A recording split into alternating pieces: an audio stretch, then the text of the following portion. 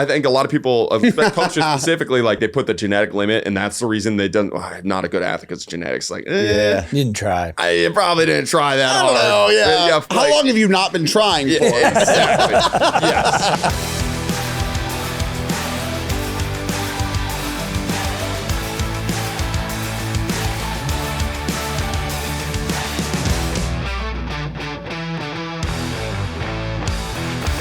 Welcome to the coachemup podcast. I'm Tim Riley. I'm joined with Zack Zillner. He's back. Bow, bow, bow. Hell yeah. And we're also joined with Austin Jochum. Awesome. I'm pumped to be back. Bow, bow, bow, bow, Are you bow. going to push that closer to you? Yes, the little Joe Rogan style. Do we have to do like the headphones to like lock us in? That's right. This podcast is just like Joe Rogan's. Yep. Yeah. And same reach, studio. size. We just need to financially. Yeah. It's bigger than Rogan. Bro, put on notes. Rogan is old news. Yeah. Yeah, he's had the grasp on that. Like, coach him up is climbing. Well, that's true. That is true. Oh, dude. So big announcement. Big deal. I'm doing this now. I have not prepared this. So if it comes out a little weird, I just want you guys, everyone to know, listening, watching, it's coming from the heart. Coach 'em Up Conference is happening. It's confirmed. It will be the second weekend in June 13th and 14th. I'm not going to say the speakers yet.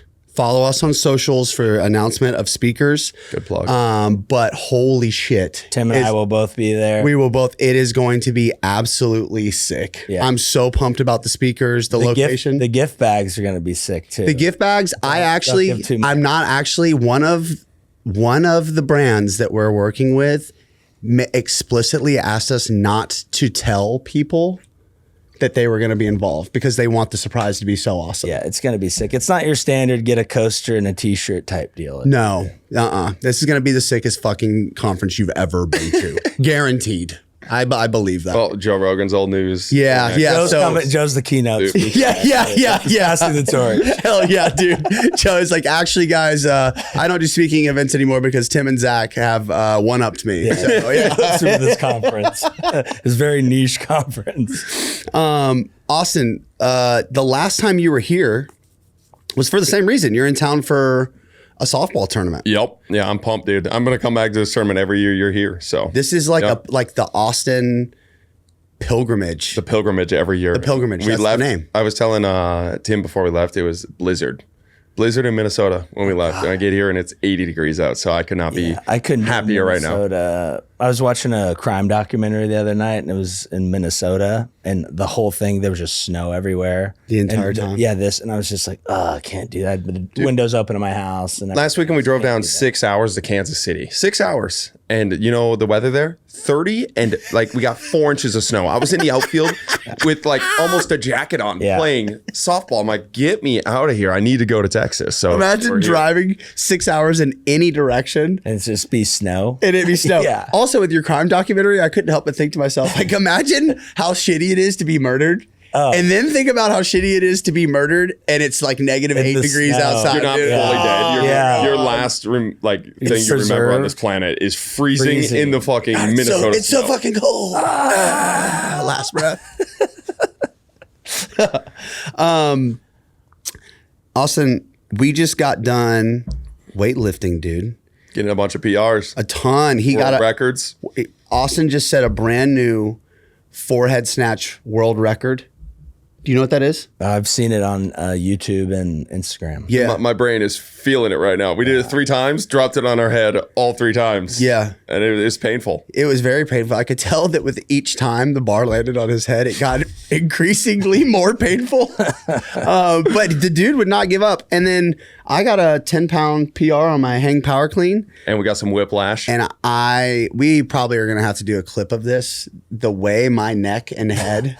Describe it to everybody. So, okay. I laughed pretty hard. I got 295 hang power, no big deal. And then I went for 315 because that's what you do. Yeah. When you get a 10-pound PR, obviously you then try and get a 30-pound PR. And I had 5 attempts, missed them all, obviously. On the 4th one, I really committed to getting under the bar, but I have wrist wraps and I had them too tight. And I threw the bar away from me and thinking that the bar would, move away and the wrist wraps would unravel. They did not unravel. They took it with them. What they did is take my upper body and fucking cervical spine for an absolute joyride, and my head snapped back and forth. My hat went flying off, and what's concerning is that it didn't hurt when it happened, but I have a headache now. So I know. I didn't even see the video, but I know exactly what that looks like, and I'm so pissed I missed it. You've seen that before? Oh yeah, I've been to gyms before. People, you see the guy next to you, and he's rapping a few times. You're like, ugh, I bet he hope I just missed that. It would also had nothing to do with his two weightlifting partners just being like, "Don't be a pussy, get underneath." They literally, they were got it easy, is what I said. So it's you guys and who else? Dylan. Oh wow, yeah. The goat. Yeah, he also snatched my fucking clean PR for like a warm up. It was insane. Yeah, he did a full clean at 405. He walked onto the platform, just didn't take time. It was like he didn't even set up. He just grabbed the bar, sat down, picked his chest up, and then cleaned it, and then walked away. Son of a bitch. Tim and I were there like smacking ourselves, getting all hyped up to do our weight. I'm like playing Slipknot. I put on Wait and Bleed just for my neck to get ripped off my head. He cleaned 405 in between songs, where it was still building up. There was no stimulus going on. Him and Will Rattel and Blaine. But we were just saying, dude, like him with Will would and Blaine would be unbelievable. Well, Blaine McConnell is coming here the last week of May and first week of June. Yeah. He sent me a DM last night. He just sent me the dates. He says, I'm back, motherfucker. Yeah, I need to start cleaning. I haven't cleaned since last time Blaine was here. Dude, has it been that long? Yeah. Time is flying. It's flying. Time flies when you have a podcast. Yeah. Especially that's what they say. Studio like this, dude. Yeah. It's different. Speaking of different, what were your first impressions of the new gym I was at? Unbelievable. Am I spoiled or what? I was telling Tim, we got there. My Uber driver didn't say a singular word when I was there. We pull up to this place, and it's like, it looked like, this place is important. It's on this hill. It is the most bougie thing. And he starts saying, he didn't speak very much English, and he was like, pro, question mark? And I didn't understand what he was saying. And he said, pro, picture, pro. And I was like, oh, he thinks I'm a pro athlete going in this place. I'm like, you don't want to. No, that's Tim Riley. You do not need a photo with me. No, we're about to go do some very subpar Olympic list right now. Yeah. You don't need a photo with us. A playground for adults. Yeah. Basketball court, weightlifting, you can box. There's a field. Yep. Dude, that field is bougie too. We didn't even look at it. It was crazy. Yeah. I could just see it. The place is almost too nice. Yeah, it is. It's a mecca. I feel like, I don't know if anyone listening or watching this, but have you ever been the poor friend or you know what I mean? I should go out with more millionaires there than I have in my life. Yeah. it takes me back to being in middle school and hanging out with my friends and they have to buy lunch for me, I feel that. I'm like, damn, dude, how'd I get here, dude? Who let me in here, dude? Bro. But man, it was awesome. It is awesome. It's been a lot of fun. So you got a new forehead snatch PR. I got a hang power PR, but I've been watching your Olympic weightlifting journey. And by the way, your YouTube expansion. I've been loving it. You're killing it, dude. I've been loving it. I feel like it's so much more real. It's just you with the boys, but you have your camera. And then, dude, social media, man, the short form content sometimes makes me want to off myself. It is so just makes you dead inside. And it's the algorithm you have to play, the game you have to play for that stuff. And it's bro, the long form has just been so much more just a reset of this is just what I do and what I want to talk about today, rather than trying to package it up. I think that's cooler than a 10-second clip with da da da da da. Yeah, it's 100%. It's so much ADHD. It's so much brain rot. You have to even if you don't want to do brain rot, it's you almost have to take a deeper message and dumb it down into brain rot onto social media. That's a really good point. Because even if you try to not play the game, everybody's playing the game in some regard. Sure, you know what I mean? Yeah.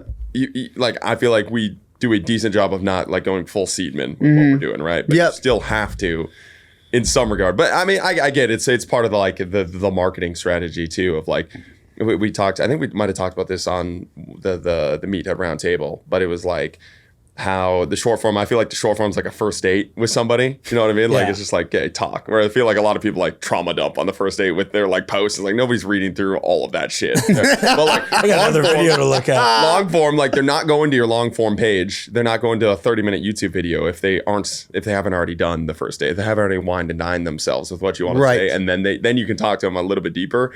And I've liked that balance of like first date, and you don't have to like throw everything you believe in like a 10-second clip, and you can put all of your actual thoughts on a 30-minute video. But the thing that drives me insane is now that people comment on the short form video, like I've tried to mushroom myself up and not reply to these comments, because like you get in comment games, it's just like, bro, Ask Tim about that. so yeah, I know. So now it's like you send me like, hey, here's like the 30-minute video on this, and they're like, no. I'm like, what do you mean no? Like, if you want to have this discourse, I have 30 minutes of discourse here. Then we can have that conversation. We can have a real conversation. Literally go watch They don't it. want it. So like that was such an eye opener of like, these people don't want to like actually have a conversation. They just want to be outraged by something. Yes, 100%. Yeah, I've noticed that like it feels like there's been because like it kind of started with YouTube, right? Yeah. You know, like in the fitness space, I just remember like my mind's going right now to like Athlete X and like, dude, what was that guy? His name started with a G. Was it Greg or something? He was absolutely jacked, massive. He had like blue eyes. And then he like started like doing ayahuasca, and he stopped being. No, that's the guy in the garage, that warehouse gym, right? Is that who you're talking about? What is his name? Houston Hustle. Yes. Fuck. Yes, bro. What's his You're name? right. Pulse. Yeah, something like that. Hold on. But yeah, dude, he was the OG. Like, he was the only guy I watched on YouTube. I missed the Athlete X train for a little bit, but it was like DeFranco and this guy. And this guy was like, I love Elliot Hulse. Yes, and now Thank you, dude. Now he's all business course. Like, Is he? I believe so. Anyways, Is that like I saw this the other day. It was like the fitness evolution, and it was like become influencer, influence other products, sell training, and then it was like sell how to sell training to other trainers, and then it was like mentorship course, and then it was just like mastermind class. And then like that was like the. I think it was Jeff Wolf that posted. What, that, was it? Yes. He's so funny. I just like to picture him just like rage typing on his like motherfuckers, bro. Like so funny. I love him. He's so funny. What do you? Because I have noticed that YouTube has, it's kind of making a resurgence, at least in the fitness space, where and my hunch is that people are kind of getting like numbed out by shorter form content, and there are people that are still like, you know, making a lot of really high value short form content, but I feel like what's happened is the feedback loop is that you don't get rewarded for being unique, and you don't get rewarded for being original or being creative necessarily particularly on Instagram, where it's like you kind of do have to play the game, but the way to win, I guess, is to try and be as authentic as possible while also somewhat trying to conform to quote unquote what works. And I think if you do that long enough, it just fucking wears on you. And I think as someone who also consumes a lot of that content, I start to feel that way as well, where I'm just like, God damn, like, you know, I see something, and even if it has value, I'm just like, ugh, whatever. I've seen it a million times. I've seen it. I'm kind of the same way with making my stuff. I'm very original and do the same thing over and over. And right now I haven't posted in a couple of weeks just because I'm like, I don't even want to.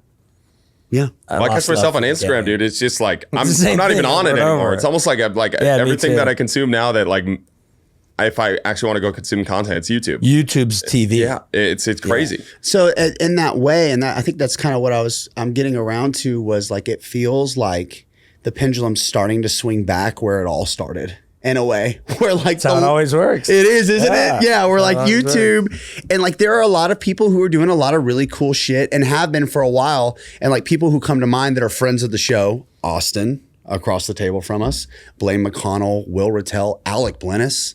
What Alec Blennis is doing right now, the like tour he's taking, was the original kind of concept of what we had for Train 'em Up. Train 'em Up, where it was like, but he has the flexibility and he's making the sacrifice to go to these people where they're at, fly out, train with them, record it, ask questions, and it's longer form, it's authentic.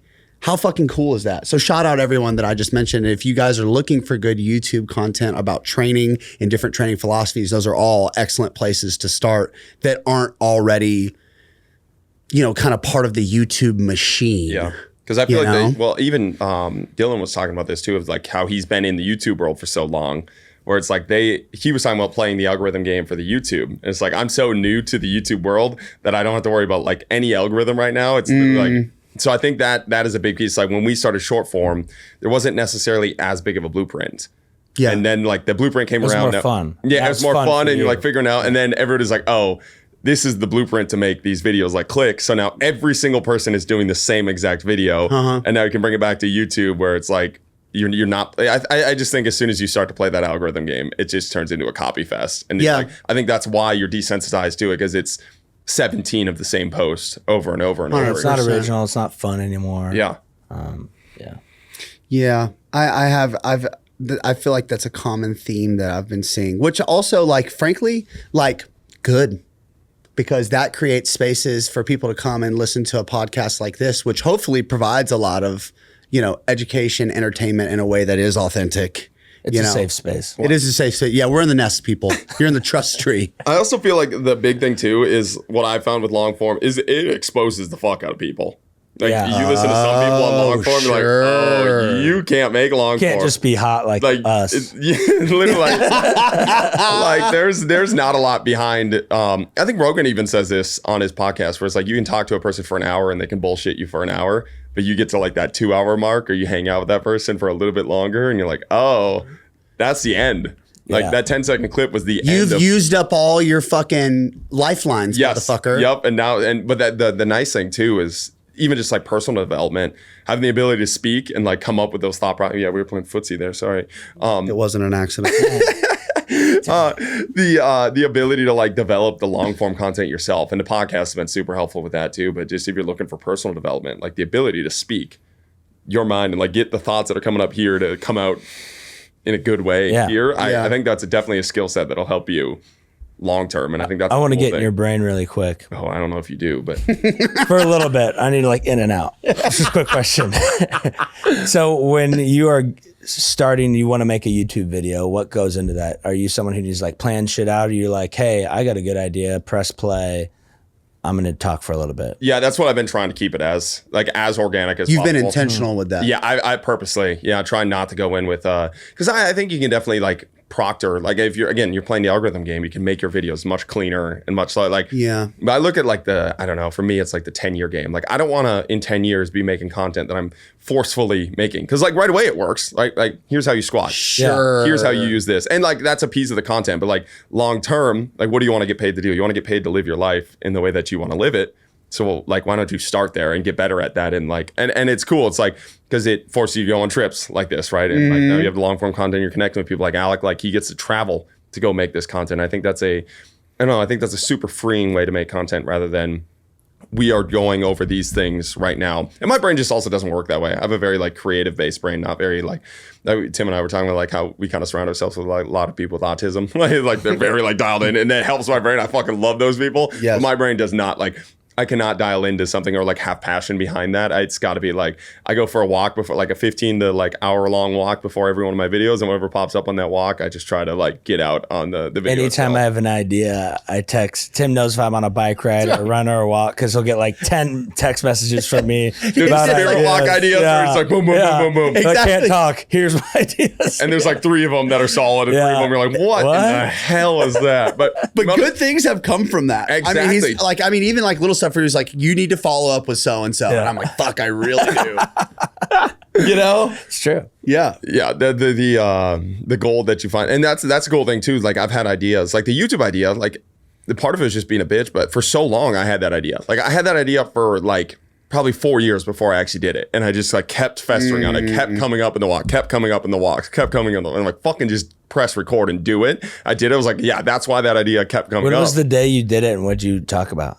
Oh, that's a good question. I don't know. I have to go back and watch day one, like what actually pulled the trigger. What I like, I'm really big about if I buy something. So like my big thing was like, I didn't need to buy the camera to make a YouTube video. I could have done my phone, but like if I buy this camera, I will fucking use it. Yeah, I see. Like when I got, it's like buy that Ford Raptor. Yes. You will work harder. You know what I mean? You don't have an option now. Yeah. So No, you have to work. Yes. So that was for sure the thing that actually made me pull the trigger. Is I had that idea pop up. I went to Best Buy. Like I'm so like. If I have that, like me too. Amazon's my kryptonite. I go and do it. So like I went to Best Buy that day. Their Best Buy was sold out of that camera. So I went to like 3 other Best Buys to go get the mic and the camera that day and made the video that day because I'm like, I need to fucking start this now. Otherwise, I'm gonna let it fester for 2 more months or however long. And it was super, super nice to actually start that journey. And what's your setup? What camera mic thing did you go with? How do you edit your videos? All that kind of stuff. I just do everything through CapCut. And like we got like I copied Sam Sulik's setup with the mic and the I think that's the best. Like it's so real. Dude, and you don't have to worry about like they have all the specs, like all the tech nerds. Like they have all the specs for every influencer of everything they use. It's kind of crazy. That's awesome. Yeah, there's like a totally different world of like if you look up any famous influencer, there's a tech page that has everything they use. Really? Yeah, it's crazy. And it's like, it's not, I don't think they talk to the influencer. They're just able to discern. Yeah, they're able to like look at it and see what they have and that type of thing. I was like, damn, that's like a very nerdy thing to do, but it was helpful. Yeah, shout out nerds. Yeah, I think that's super helpful because a lot of people, like the majority of our questions are like, should I do this thing? I'm thinking about doing this thing. And then like, to your point, people put in barriers of like, well, I can't make the video because I don't have the camera, and then I don't know how to edit it, and then I don't know what to say, and like, dude, it's the same thing sports performance wise, though, right? Like it's like there was so long where I was super in the emergence world, constraint led approach, all these things, and I didn't have a partner for hitting, right? So I was like super worried. Like my biggest like thing that was holding me back is I was worried my practice was worthless. So instead of practicing in a non-optimal way, I wanted practice because I'm like, it doesn't matter. It doesn't like translate. It's like, and it's that like, interesting. I had the first. It's kind of all or nothing. Yes. Right. And the first realization of like that paralysis by analysis, the amount of information we have, that information is correct. That is good information. This is how you have an optimal practice, but not swinging versus swinging or practicing versus not practicing because it's optimal. Like it's bullshit. Like you're lying to yourself with this information. And I just had Alex Sterner on and we were talking about how a lot in the bodybuilding world, people get stuck in that a lot where it's like these small little details hold people back to where like they have to have optimal line of the optimal lap pull down. Right. They like, don't have that lat pull down machine that I need to get the length I need. So a regular one is back not day's gonna, ruined. It's like, dude, you haven't hit a RPE above a 4 in your entire training cycle. And you're not a pro, not even close to being a pro. Exactly. It's like, and that's the thing that I've realized as you get better, it's like things simplify so much and then you can get like the optimal practice. But like most people are just not there. And so it doesn't fucking matter regardless. It's like, just start. You'll learn what you need as you start. And the same with the Oli lifts. Like I purposely went into the Oli lifts without a coach, without any of it, knowing it was going to be a total shit show, knowing a lot of it was going to be ugly for the purpose of like teaching myself that process of like learning and picking up as much as you can by yourself. And then you do hit a point. Like I think right now, like I'm going to start working with K-Dot next week for 3 months, just to like, nice, and, like dude. Lifting with Dozier. Like you just learn so much from an actual coach. But I think a lot of people start with too much worry rather than just like, dude, you suck. You can squeeze so much out of suck. To go from suck to like decent at something, you can squeeze so much knowledge there. Yes. And most people they don't start that journey. Zack had a post very similar to that of people trying to get into the gym. And he said he basically hates the new like optimized bro thing where the thing now is like, if you don't get up, cold plunge, take these supplements, wear these shoes, listen to this playlist, work out at this type of gym, like then you snort just can't, this green supplement. Yeah, then you just can't work out. Yeah. And it's like doing something is better than doing nothing. Yeah, the barrier to entry has been raised, if anything. Absolutely. And it should be such common sense, but like I just think it's like I made this post the other day, but it's like it's not the foam roller that's the problem. It's like the shitheads that sell the foam roller being the answer to all of your recovery issues. Right. Yeah. Same with the ice bath, same with the sun. It's like there's so much bullshit there, and the issue there is people buy the bullshit right away. Then they get to a point in which they've drank the Kool-Aid too much and that they're just not training and not getting the results that they want. They get stuck there. But more common is they get to the truth of, oh, I was lied to. Yeah. And then when they get to the truth of I was lied to, they look at all the other things they're lied to and they're like, none of it matters. You know, like you almost hit like a nihilistic state of training. It's like, it doesn't mean the foam roller is bad, the sauna's bad, the ice tub's bad, the green supplements are bad. It's like, It's just not the big rocks. You can still do these things, especially like, if you foam roll and you feel fucking good doing it, you should keep doing it, right? Yep. You just can't get lost in that being your only like stimulus because somebody told you. And that's why Oli lifts for a long time. I swore them off for a really, really long time because I was told my entire high school career, if I cleaned 405, I was going to the league, right? And I cleaned 350 as a freshman. I was the worst player on the team by far. You and me both, brother. So then, by far. Dude, by far. And I got to a point, I'm like, the Olympic lifts are bullshit, right? Yeah. It's like, they're not bullshit at all. The lie I was sold around them was bullshit, right? And then if you only have a 405, yes, clean, that's what's going to make the difference, right? You know, and I just think it's like and it's almost kind of like a scarcity mindset on the coaches and the person selling these programs and these foam rollers or supplements or whatever it is. It's like they're not going to stop buying it. Like you don't have to lie to them. I think it's like a scarcity mindset. It's like people will still do Oli lifts if you just tell them the truth, right? Right. Like, there's a good stimulus here. There's a lot of really good things. I think Will does an amazing job of like breaking it down like that. Yep. But you still have to do these other things, right? Yes. And it's not the only answer, and it's not the only thing you need to be doing. And I think that's just tell the truth, and people will follow it, and then they can get what they need to get out of it rather than getting lost in the Kool-Aid that is there. Yeah. I think it's the bell curve of like training. It's like you start out in the gym just training hard, and then you need every certain pre-workout or whatever. If I'm not triphasic to the gills. And then you go to this technical optimized training, and then you train a few more years, and you go back to I just need to train hard. Just move the bar fast. Yeah. There you go. Strength conditioning 101. Everyone, you can turn the podcast You don't off need now. no explode. You're fine.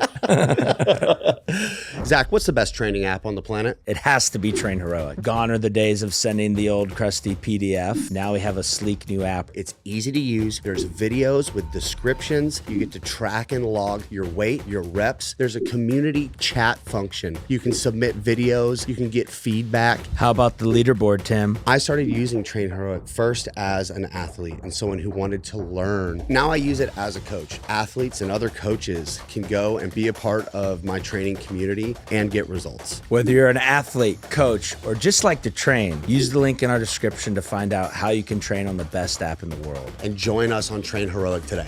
Zach, you know what my favorite clothing brand is? Tell me. It's Legends. I've been wearing it for a long time. From training to lifestyle, Legends has got you covered. So what kind of gear does Legends have? You can get shirts, shorts, underwear, socks, tops and bottoms, hoodies, hats, sweats. They've got it all. And they just dropped an entire women's line. Holy smokes. I know. Tim, the great thing about these tees, I found I'm 20% stronger rocking them when I train. Speaking of 20%, that's how much you save when you go to legends.com and enter in promo code coachemup or click the link below. With your Olympic lifting journey, and you mentioned Will Rattel doing such a masterful job of being able to articulate his point of view on Olympic lifts. First of all, why did you start the Oli journey? Like, what was the thing where you're like, you know what? I'm fucking doing this. I was fucking so dead in the gym. You saw Tim cleaning? Yeah, dude. Tim got me going. Yeah. Definitely not. I was just like, I really enjoy sucking at something and like seeing progress on things. And if I don't have a reason to be in the gym and I don't get those little like dopamine hits and like gamifying it in a way, it's just like training gets so dead to me. Like I think people like Will can train just like because they love training. And like, yes. I love sport. Like Will loves sport too, but like softball, like I could do that. I literally, like the amount of times I've hit for probably 10 hours a day would like, it's psychotic. It's absolutely, I can do it like all day. And enjoy it. Whereas the weight room, it got to a point in which I was going there. I was like, dude, fuck me. Like I have to do, I was just going through the motions. I was like, I need something to like spice this up and like something to suck at again in the weight room. And that's like the biggest benefit to implementing these Oli lifts in is it makes me train hard and it gives me a reason. Like it gives me a reason to squat. It gives me a reason to deadlift because if I don't squat and deadlift a lot, my Oli lifts are going to suck ass. And I'm finding a lot of enjoyment in the Oli lifts right now. And I just wasn't finding that enjoyment in driving up my squat or driving up my deadlift. And they were just at like such a level where it was like, okay, you could keep posting this stuff and you're going to get enough clicks with it. Whereas like if the Oli lifts, you got to get these better. Like, and so it was really giving me a purpose to train again. And that's the thing. It's like, if you have a purpose to train, everything else sorts itself out, right? Like it sorts itself out. Say it again, Austin. Dude, you show up, you give intent, you have a reason to give intent, and you cut down on your workouts, you cut down on your worries, get in and out, then you can go hit softballs for 10 hours a day and you're going to see a significant benefit from the stuff that you're actually giving intent to. And I felt like there's a while where I was just like dragging my feet through these 2-hour workouts where I was just fucking walking like a zombie and I just didn't have any metric that I was chasing or anything that mattered. And right. And I think that's another thing too, where it's like, can't get lost in the metrics in the weight room. Like, and that's like the sports science thing. Like we just got this bar tracker, and there's people like they'll get a bar tracker, like a velocity based tracker for your tendo unit, that type of thing for your thing. And they'll change your whole philosophy on the programs. Like this just is the only because, thing that matters. Because I have that tool now. It's man, we're way overthinking that. It's a toy to make training fun. Yeah. And if you use it, make it go ding. Yes. Make it go ding. Give your little ape brain that dopamine hit of I can move that fast. I did it. Like, and it's such a powerful tool if you use it that way. And like again, the pendulum swing, like we just swung all the way into like, it's the only thing that matters, right? Yeah. And like, I was talking about this with the Velo like tracker too. It's like, you can gamify all these things. So like when you make it your only thing that matters, like people are just going to turn into a game of cheating that game. And that's what good athletes do. 100%. And I learned this about the plyomat. Dude. Shout out plyomat and shout out Rich. But I learned real quick. I was like, hey, because all I said, I set up no constraints. It was my first time fucking around with it. Day one, session one, I figured I was like, uh-oh. I'm like, the faster the ground contact time for today, it was like a max velocity day, the better. And they were like, bet. Yep.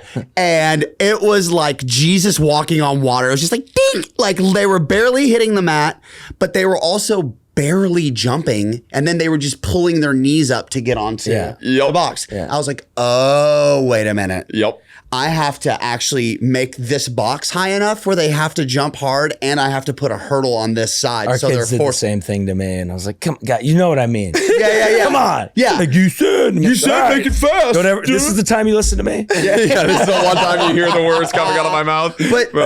But precisely to your point, like not all, like making the thing the point can sometimes be bad. Yeah, dude, as soon as I grabbed that Velo tracker, I started shoulder pressing a different way just to beat welty. I was like, instead of like just a normal, I was like, fuck it, bro. I'm just going to get that number up there. But again, like I'm not totally against that too, because like, I think there's a time and place for that too. Dude, and like the sign of a great athlete is somebody that figures out those movement problems on the fly as fast as possible. My best athletes will cheat the drills the fastest. They figure out how to land real deep in that jump mat, right? Like they learn how to do that real quick. They learn how to, but like, and that's okay. Like I want, like sometimes I want that stimulus, and we're okay with that. It's just, I think when it becomes the only thing, then that's all your athletes are getting out of it. And then you either have to be the artistic side of like, you're talking about changing the constraint to be able to get them to actually jump high while getting that ground contact time up. And I just think a lot of times we get lost in the metrics. And I think a lot of it's the coach's like ego too. It's like, for sure, if I can show improvement, if it's like, okay, what did that improvement actually mean? And the same with the it applies to everything. It's like you drove that squat number up, but at what cost? And what did you get out of that, right? And it's like, that's why I really like to see the PRs and the lifts, the PRs and the sprints, the PRs and the jumps, like coming almost organically on days where it's like we had no business doing that day, and we just pulled out this tool and you did that. That's what's showing me actual progress rather than just gamifying the tool that we brought out that day to kind of measure that athlete's progress in quotations. And I think, but again, I do believe there's power in these tools. There's power in sports science. There's power in all of this. It's just all about that pendulum and how you're using that. And I think a lot of times, I think we white lie to athletes a lot. Like we just we change the truth just a little bit to get like our philosophies and our points across. And I think a lot of times the athletes end up finding out it was bullshit. And I don't know. I'm the type where like once I realize somebody's bullshitting me, or somebody is bullshitting me, or a philosophy is bullshitting me, I just write it off because I'm like, oh, you're a politician. Like you're just trying to get your point across, regardless of the cost of what that point was. And then I just stop believing in it totally and throw out the baby with the bathwater when I don't think that is totally needed in a lot of these settings. Yeah, which reminds me about the conversation we were having about like the modalities as well. With like it's like the foam roller. It's like I saw another post the other day where it was like, foam rolling is a waste of fucking time. Here's the study that shows it does not change tissue. One study. And I also, it's like, I think I ranted about this before on the podcast. Who were people ever believing that it was literally changing tissue structure? Were we? Were we saying that? Like, was that? I mean, I'm sure some people believed that. Yeah. But I don't know that I ever got on a foam roller and been like, lat's totally different now. You know what I mean? Well, it'd be horrible if it did do that. Right. Yeah. Could you imagine? Deprivation of tissue. Literally, just imagine, like what doing anything for a prolonged amount of time would actually do to you if you were that malleable. Yeah. But all that to say is like, the lie is that if you do this, then it's going to fix this. Yes. Odds are that's not the case at all. But like foam roll make back feel better, make low back go brrr, you know what I'm saying? Like, and that's And That's go what it's back to, about. like, you can go lift and train. Fuck Yeah. it, dude. Let's go do it. Yeah. Like, yeah. I feel better. Yep. Fuck you. Let me have my foam roller. And that's all you need. That's all you need. If you can feel better and you can train hard, that's a good day right there. Yeah. So how long has the journey been now? I think we're right around like 7 or 8 months. Nice. Yeah, So you're getting into that. You're in it. You're in it. Because my sprint journey, it lasted all of last year. And I say I'm still in it. I've just been injured the past 3 months. So I'm basically starting. White lightning over here. Yeah. Well, I made a lot of improvement. You're fast. I got fast, dude. Yeah. I ran a 9.4 fly 10. Yeah, I'm fucking hauling ass. 230 fast. pounds, dude. 35 years old. That's a big man cooking. That's a big man. And you know what's crazy? You remember when we sprinted together Yep. outside that last time you were here? Just the difference. And like, I think my fastest fly time with you that day was like 9.9, Yeah. right? And it took me fucking 6 months from that time to get to 9.4. But I loved every second of it. It made training so fun. But I got to that like 6 month mark where I was like, man, nothing is coming easy anymore. And I'm really having to like get dialed around like my recovery, the way I'm feeling. And like there were so many little nuances that I was learning. And it just gave me like this much greater appreciation of like what it means to actually be able to sprint for real. Yeah. Because I'm nowhere close to that. Dude, not even sprint for real, but pursue a task to like that 1 percentile. Like that is the thing that I think is like just not talked enough about. I did not realize it until like I started swinging and playing softball the way that, and that's why like I know it's such a stupid little sport, but it's like all of the side quests we do are stupid little sports, right? Like, right. But pursuing that to like, okay, the initial progress, like I'm still in the newbie gains of like only lifting. Like I can switch something and PR by 10 pounds. I'm like, I'm the fucking man, It's bro. the best feeling, dude. But when you're like 4 million hours into your sport, now it's like, okay, now you have to continually show up on your bad days. You can't quit, you know, Right. like, and there's going to be a lot of bad days, not even bad days, but days where it's not just an instant dopamine hit. And now you're searching for that like tiny little detail in your swings and ollie lifts and sprinting. Like there's so much technique that goes into all those aspects. And that pursuit of that 1% of thing in that side quest, man, that is so addicting. But it gives you a reason to do all the other stuff like that. That's why it's been so powerful to me. It's like, okay, now I'm like lacking in these other side quests. I'm lacking in the actual, like I got to a point last year where I wasn't training that hard. I was just kind of showing up doing the weight room stuff. And I had the swing dialed to a point. And before it was the opposite. Like the weight room stuff was all the way up here, but my swing was so trash I couldn't transition any of it. So I just like switched all of my focus to just the technical aspect of the swing. Got to a point now strength and like power are the limiting factor because the technique is so much higher. And then you can bring it back into that side quest. And now I have a reason for doing that side quest because the strength levels aren't so much higher. The power outputs aren't so much higher than the swing. Now they're pretty much on this even level. And as I bring this up, this also goes up. And that's been a super like fun journey to make the weight room matters again now, actually. Yes. It actually does matter now. Whereas before I was so bad at the sport.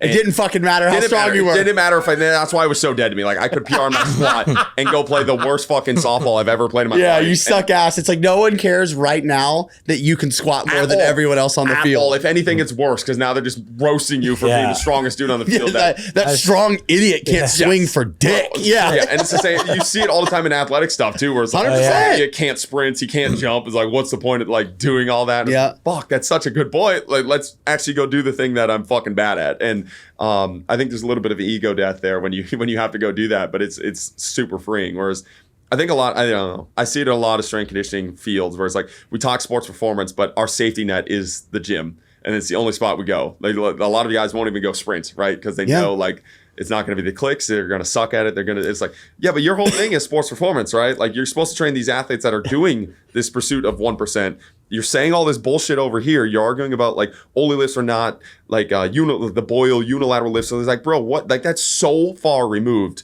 from what these athletes are actually going through, and you don't realize that until you're actually like putting yourself in it takes me 6 months to go from a 9.9 to a 9.4. That's what those athletes are chasing, right? Yes. And I just think the more we get disconnected from that as a coach, the harder it is for us to like actually, because we start to relieve our own bullshit, man. Like, totally do that. Where it's like we're so far removed from our sport that we're like the squat actually does matter to what we think it does. But it's like you think it does because it gets you more clicks on Instagram, but it's not actually making you better at your sport because you're not playing a sport that it like shows up in. That's the problem. You're so much more removed from the actual sport or the skill. And like if you look at most strength conditioning, like you see some of these programs for the summer.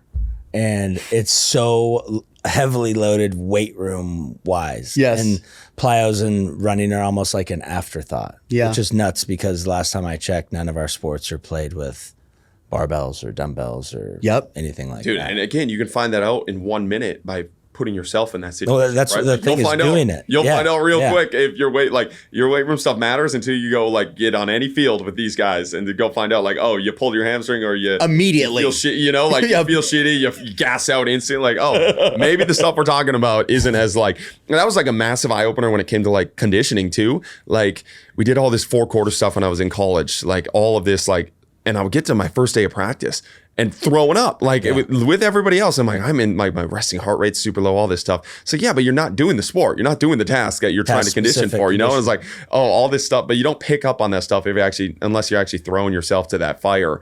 And I think that's, I don't know. I'm a big believer in sports science being a little bit of an N of one with what's going on, and you can learn much more from that than the studies that are put in front of us of like all this conditioning and the strength and the power aspects. It's like, okay, how does that apply with your athletes that are right in front of you or yourself, more importantly?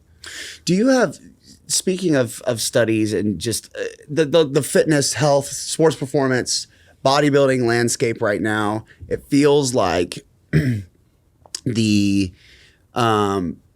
accounts, influencers, coaches, whatever, the people that are being held in the highest esteem or in the highest regard are like kind of in this sort of evidence-based, quote unquote, evidence-based lane.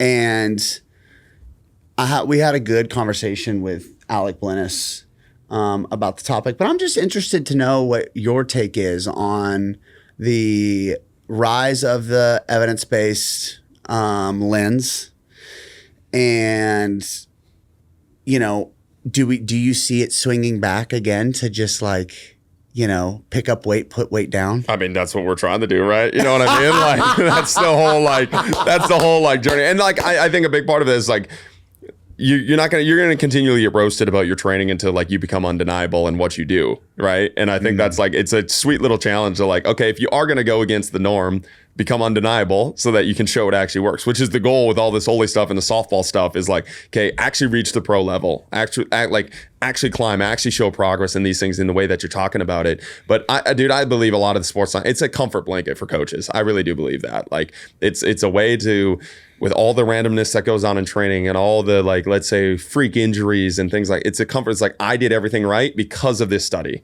And so you don't have to think about that. You don't have that anxiety. And like, I catch myself, even when I go, and whenever I go back to metrics, I start making Excel sheets that tell myself how good of a fucking coach I am because they're getting stronger. It's like, all these things are great. That's your fucking bare minimum as a strength coach. Like, okay, that's amazing. But like, what about their goals? Did you like, and like, then it gets a little anxious. Like, oh, okay, they are getting bigger, faster, stronger, but are they achieving their goals? And if not, why? Like, and then you have to start asking yourself questions about your program. And does the program matter? Or like, do you need to go a different step? You know, and like, once you start asking those questions and you smoke a little bit and you're fucking up late at night, bro, like you Go for a walk. Yeah. So it's much easier take to that be edible like, and gotta take a walk as dude. well. No. Yeah. So it's like, it's much easier My to be life like, a lie, dude? my training works because of this study, right? Like it's so much simpler. And I think, I mean, humans love to The illusion of certainty. delusion of certainty, man. It's like A to B, A to B, A to B, A to B. We simplify, we know. And it's like, you don't.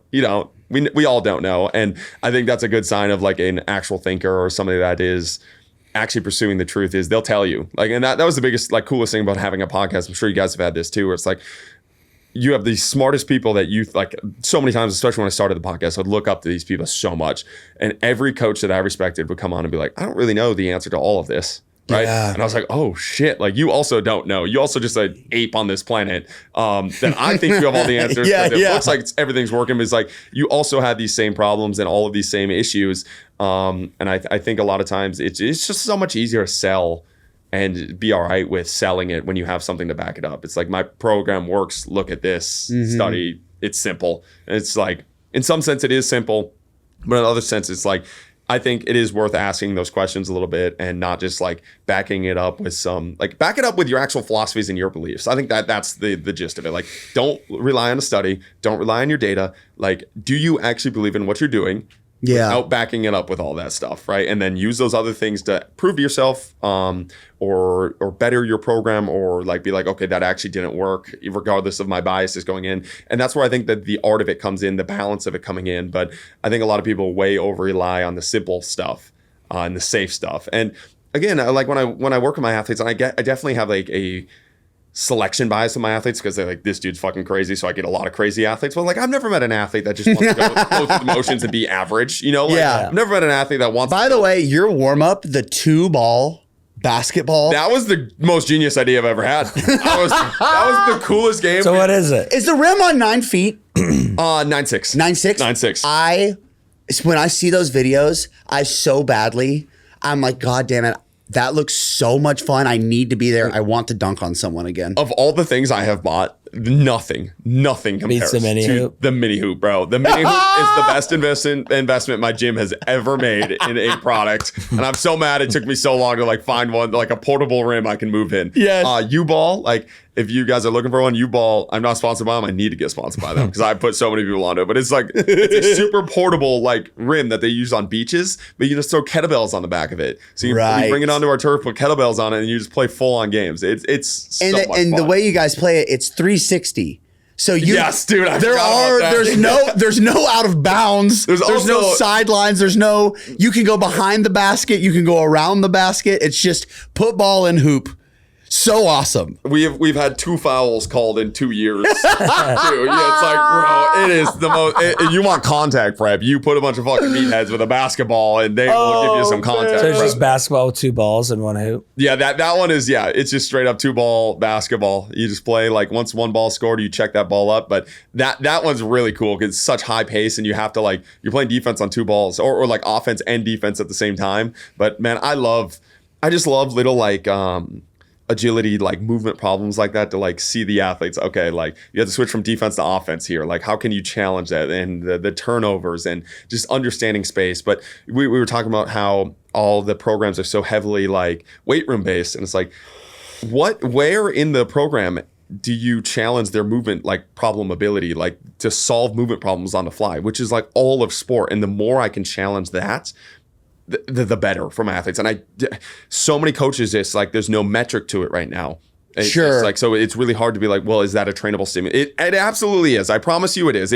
You can make a better scorer of a ball. 100%. Any ball. You can make a better defender of a ball. Like you can do these things in the same way you can make a stronger athlete and a faster athlete. And it's just a stimulus that is not in a lot of people's philosophies. You can't put it down as like, oh, it got faster or 5 pounds went on. It's not so easily measurable. Yes. And the thing is too, like you don't have to throw out those things either. Right. You get bigger, faster, stronger. We want to focus on those things, right? But like it's like I think that's the straw man argument is like, yeah, but it's no, like we do that stuff for like 30 to 45 minutes. It's not the whole show. Yes. And then you go do all the other basic stuff that you do in strength conditioning, right? But like that's all I saw in your 10-second clip. Yes. Coach. Yeah, dude, that's so often. But it's like I really truly deeply believe those are trainable qualities that I have seen like athletes just light up with. And in the same way, and when they hit that big sprint PR, you're like, oh fuck, this dude unlocked something. In the same way, like with swinging, like when I'm with my buddies and like, oh, he just unlocked something in his swing and something in his head. You see that with these athletes when they're touching a ball, like, oh, he's confident now. Now he has that move. Oh, he is seeing the field so much better. And like, that's what you'll find too, is like you'll find these like categories of athletes of like streakers, like athletes that have the ball and their only option is max velo, and those are always our fastest athletes, but they've been fast their whole lives, like so their only movement like solution is I'm going to out sprint this guy. Yes. And when you put them in situations in which that doesn't work, so like a shorter, like wider field, where, like it doesn't work. Fish out of water. And but you can get them reps there and like start to give them more tools in their toolbox. You have to learn what it's like to actually move.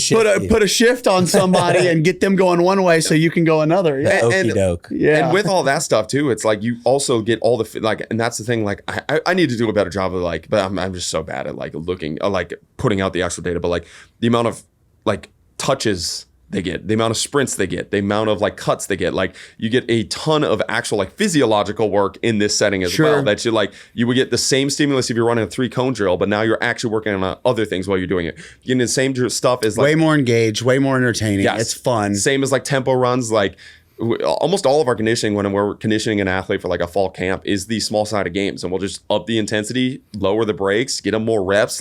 But I found a much better result in you're building these other qualities, these more subjective qualities, while also building up these objective qualities of like conditioning, resting heart rates, the amount of sprint volume they're getting done, and like it's more contextualized, which I found a big benefit in. It's just again, there's that balance between the two, and you can use the two. It's not just because they're playing doesn't mean they're not getting work in. And I think that's a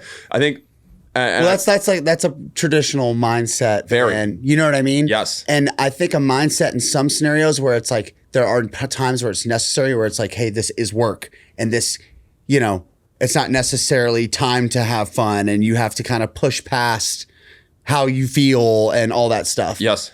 But to operate only in that space, and that to be your only lever to pull, yikes. And it's also like when I was at the college sector, I saw it all the time. If I had athletes run tempo runs, all the ADs and coaches were like, hell yeah, like they're grinding. And I would have an athlete do the same. And usually it's much more. And that's the cool thing. Like when you break down the videos of like how much volume and how many yards they covered in these small sided games, that type of thing. And the rest, the work ratio that they have, it's way more in the small sided games, but they never like complimented those, right? Or if they did, it was always like, oh, they're having so much jacking fun. around. Oh, they're jacking around. They're having so much fun. Wouldn't you rather have someone just like have them play ultimate frisbee than just do tempo runs? I would 100%. And I do this again. I think if I just challenge the coaches that are against it, like have your athletes do that and just record it. Like put a GPS unit on one athlete and look at the amount of tempo runs you get done in that contextualized environment.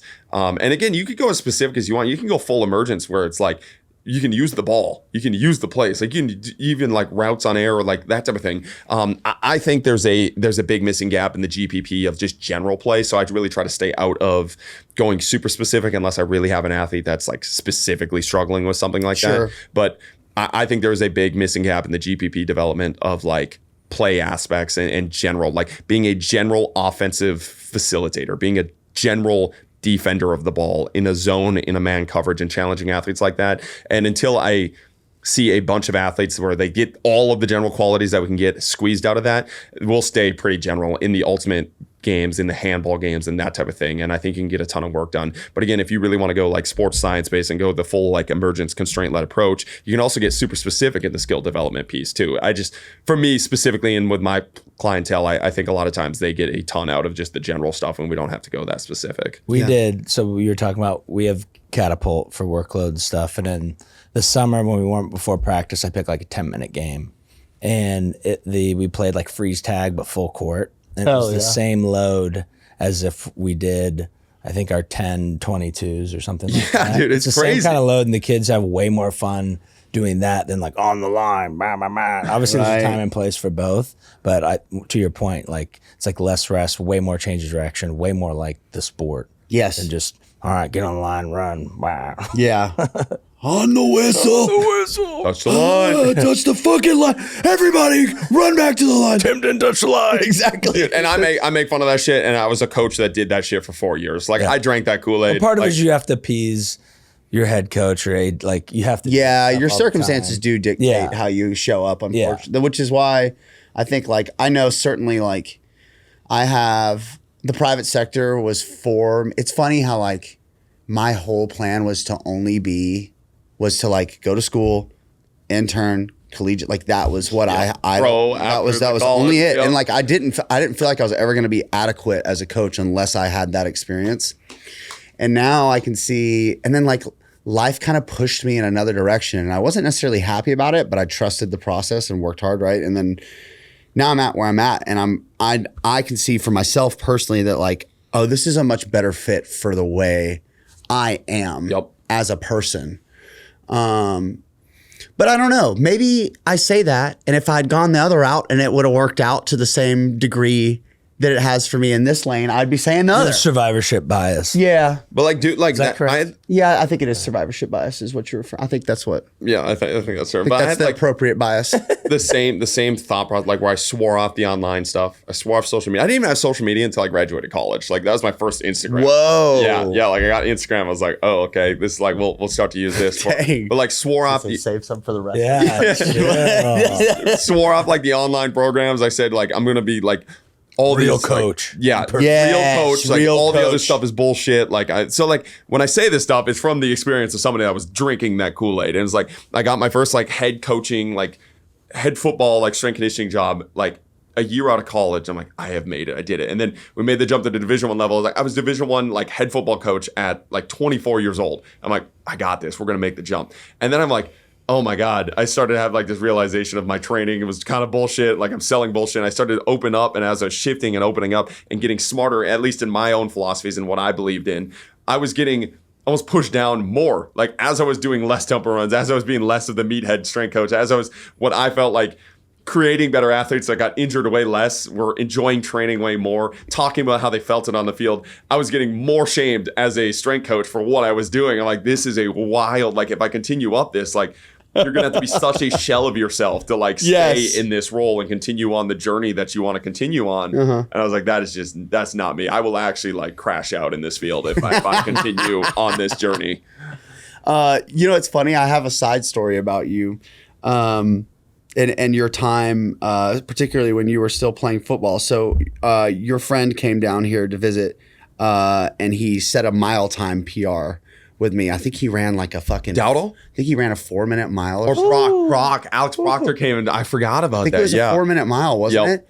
I watched that in person. It was nuts. He was dry heaving for the last 50 meters running. Oh, that's This kid, first time we did a push-up ISO, he held for 12 minutes. He's a sicko. He's a fucking Yeah, Wow, man. that type of guy. He's sitting there screaming and like bleeding out of his nose during this. He's wired like a lunatic. And I watched him run that 4-minute mile. First of all, he's like, I think today's the day. I'm gonna go for it. He was like, will you record the whole thing? And I was like, I want to see this, you know? And mind you, this is the first time I've ever hung out with him.